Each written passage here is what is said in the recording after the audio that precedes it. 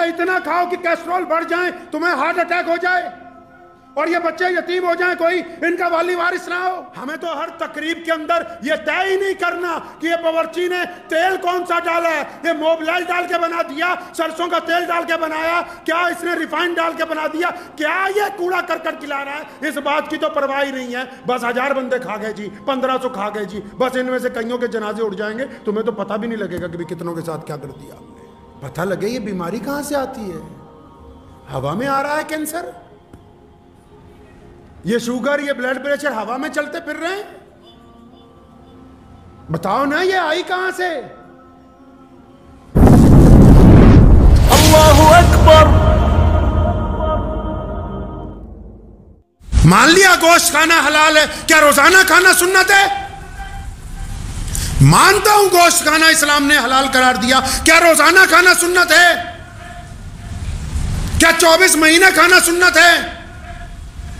کیا اتنا کھاؤ کہ کیسٹرول بڑھ جائیں، تمہیں ہارٹ اٹیک ہو جائے اور یہ بچے یتیم ہو جائیں، کوئی ان کا والی وارث نہ ہو؟ کیا اس حد تک ان کھانوں کو مکس کر کے کھاؤ کہ تمہارے معدے میں زہر بن جائے؟ رسول اللہ نے فرمایا کہ سب سے برا برتن صرف وہ ہے، کون سا؟ فرمایا میدہ۔ سب سے برا برتن انسان کا پیٹ ہے، جس کو قبر کی مٹی کے علاوہ کوئی بھر نہیں سکتا ہے۔ ہم تو بیمار جانوروں کا گوشت کھانے کے لیے تیار ہیں، چاہے وہ جتنا سستا مل جائے۔ ہمیں تو ہر تقریب کے اندر یہ طے ہی نہیں کرنا کہ یہ باورچی نے تیل کون سا ڈالا ہے، یہ موبلائل ڈال کے بنا دیا، سرسوں کا تیل ڈال کے بنایا، کیا اس نے ریفائنڈ ڈال کے بنا دیا، کیا یہ کوڑا کرکٹ کھلا رہا ہے، اس بات کی تو پرواہ ہی نہیں ہے۔ بس 1000 بندے کھا گئے جی، 1500 کھا گئے جی، بس ان میں سے کئیوں کے جنازے اٹھ جائیں گے، تمہیں تو پتہ بھی نہیں لگے گا کہ کتنوں کے ساتھ کیا کر دیا ہم نے۔ پتہ لگے یہ بیماری کہاں سے آتی ہے؟ ہوا میں آ رہا ہے کینسر، یہ شوگر، یہ بلڈ پریشر ہوا میں چلتے پھر رہے ہیں۔ بتاؤ نا یہ آئی کہاں سے؟ یہ کسی کے پھوڑے ہو گئے، پھنسیاں ہو گئیں، یہ ہوا میں تھی؟ کسی کا معدہ خراب ہے، کسی کا پھیپھڑا خراب ہے، مثانے خراب ہے، یہ ہوا میں آ گئی بیماری؟ اگر ہوا میں ہوتی تو سب کو ایک جیسی ہونی چاہیے تھی۔ کہاں سے گئی بیماریاں پیٹ کے اندر جی؟ بیماریوں کا راستہ کون سا ہے پیٹ میں جانے کا؟ بیماریوں کا راستہ کون سا ہے پیٹ میں جانے کا؟ یہ زبان کے اندر جو اللہ نے حلق لگایا ہے، جو کھائیں گے وہی اندر بنے گا۔ میدے کی تو مقدار اتنی سی ہے اور اس کو بھرتے جاؤ یہ پھولتا جاتا ہے، جتنا پھولتا جائے گا دائیں بائیں چیزوں کو دبائے گا، اندر سڑان پیدا کرے گا، اندر بیماریاں پیدا کرے گا۔ اب یہ تو جا بیماری حلق سے نیچے رہی ہے نچے، تو حلق سے نیچے کوئی ٹھونس رہا ہے؟ حلق سے نیچے کوئی زبردستی ہو رہی ہے؟ قورمے کی دوک دیکھ دیکھ کے 2-2 کلو گوشت کھانا بہت بڑی بہادری کی بات ہے؟ اس کام کے لیے اللہ تبارک و تعالیٰ نے ہمیں یہ زندگی دی ہے۔ پتہ تو لگے کس لیے زندگی ملی ہے، جو دوسروں کے کام نہ آ سکے، جو اپنے دین اور مذہب اور قوم کے، اپنے ملک کے کام نہ آ سکے، بس کھائے پیے سو گئے، اس کا نام زندگی ہے؟ میں ایک صاحب کو جانتا ہوں، وہ شاہجہاں پور میں رہتے تھے غالباً، تو ہمارے ہاں بہت مدت رہے، تو ان کے ایک عزیز نے بتایا ان کا کیا حال ہے، کہتے جی ان کا تو انتقال ہو گیا۔ بھائی کیسے ہو گیا؟ کہ ایک شادی میں گئے تھے تو کباب بڑے پسند آئے، تو بیٹھے اطمینان سے کھاتے رہے 1-1.5 گھنٹہ کباب، اتنے زیادہ کھا لیے کہ سانس ہی۔ ہم لوگ کس انداز سے کھا رہے ہیں؟ کوئی پرواہ نہیں۔ اپنے گھر میں نبی علیہ السلام نے کن چیزوں کے لیے کہا کیا پیو کیا کھاؤ، اس ملک کے حکمرانوں کو بھی کہنا چاہتا ہوں، اور جتنے لوگ گلی محلوں میں پھر رہے ہیں وہ بھی سنو۔ ملک میں ہم جتنے قانون بناتے ہیں، چاہے وہ مذہب کے نام پر ہو، چاہے دستور کے نام پہ ہو، چاہے عمارتوں کے نام پہ ہو، سب سے بڑا جو قانون ہونا چاہیے وہ یہ ہونا چاہیے کہ اگر کوئی کھانے پینے میں ملاوٹ کر کے بیچے گا تو اسے پھانسی دی جائے گی، کیونکہ ان ملاوٹ خوروں نے پورے کے پورے ملک کو بیماری کی طرف دھکیل دیا۔ اگر ملاوٹ بند نہیں ہوگی تو بیماری سے رک نہیں سکتے ہیں۔ کچھ لوگ ناراض نہ ہونا، جس شہر میں جتنی زیادہ بیکریاں ہوں گی اتنے زیادہ اسپتال ہوں گے۔ ورلڈ کا انڈیکس اٹھا کے دیکھ لو، انڈیکس اٹھا کے دیکھ لو پوری دنیا کا۔ ایسے ملک ہیں دنیا میں جن کے یہاں بیکنگ نہیں ہے اور ان کے یہاں کوئی ہارٹ کا پیشنٹ نہیں، کوئی کینسر کا پیشنٹ نہیں۔ کیوں؟ मोहम्मद रसूलुल्लाह ने सारी जिंदगी सिर्फ एक मौके पे, जब मक्का फतेह हुआ, अपनी बहन के घर रात को पहुंचे, उस दिन बासी रोटी खाई, कुछ नहीं था घर में। सारी जिंदगी रसूलुल्लाह सल्लल्लाहु अलैहि वसल्लम ने बासी खाना नहीं खाया। जब भी हुआ चाहे फाका हुआ, और जब खाना आया तो ताज़ा बनवा के रसूलुल्लाह ने ताज़ा खाया। हमने तो बासी खाने से अपने फ्रिज भरे हुए हैं कि जब भी खाना है तो ये बीमारी वाला ही खाना है, कोई और नहीं खाना है। नबी अलैहिस्सलाम ने 2 सालन जमा नहीं किए, 2 सालन जमा नहीं किए। हम कितने बनाते हैं? कम से कम 3 या 4। अच्छा जी बिरयानी तो होगी, फिर तो साथ में कोरमा भी होना चाहिए। तो कोई आ जाएगा जी साथ में निहारी भी रख लो। अच्छा जी कोई वैष्णो बंदा आ गया, इसके लिए मिक्स वेजिटेबल भी बना लो। अच्छा जी साथ में फिर दाल भी बना लो। लेकिन ये जितने गए जिनकी नीयत खराब है, ये तो कोई एक भी नहीं छोड़ते। ये तो बस कह रहे एक तरफ से जितने अंदर उतर जाए उतार ले।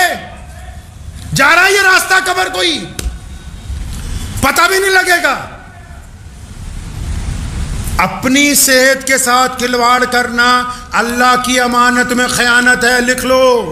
वो अय्याशी करके खिलवाड़ करता हो, शराब पी के खिलवाड़ करता हो, हराम खा के खिलवाड़ करता हो, डुप्लीकेट मसाले बेच के खिलवाड़ करता हो, डुप्लीकेट चीज़ें खा के अपनी सेहत से खिलवाड़ करता हो, खाने के बाद ज़्यादा पानी पी के खिलवाड़ करता हो। जो बंदा अपनी सेहत के साथ खिलवाड़ करता है, अल्लाह की अमानत के साथ वो खयानत करता है। और क़यामत वाले दिन अल्लाह ने ये ज़ुबान है ना, यहाँ ऐसे चेप लगा देनी है। फिर इन हाथों को बोलना, हाँ भाई बताओ क्या किया था तुम्हारे साथ। फिर ये बताएंगे, या अल्लाह ये तो धक्के से मैदा कहता था नहीं, खाने के बाद ये चीज नहीं पीनी, ये नहीं हटा, या अल्लाह हमारे साथ धक्का किया। ये पैर बोलेंगे, ये जिस्म बोलेगा, आंखें बोलेंगी, ये कान बोलेंगे। तो इसलिए सिर्फ दीन यही नहीं है कि हम बेहतरीन नमाजी बन जाएं। दीन ये है कि हमारा जीने का रंग ढंग प्यारे नबी हज़रत मोहम्मद रसूलुल्लाह सल्लल्लाहु अलैहि वसल्लम के हुक्म के मुताबिक हो। अपनी सेहत का ख्याल रखना आपके ऊपर फ़र्ज़ है, आपकी ज़िम्मेदारी है।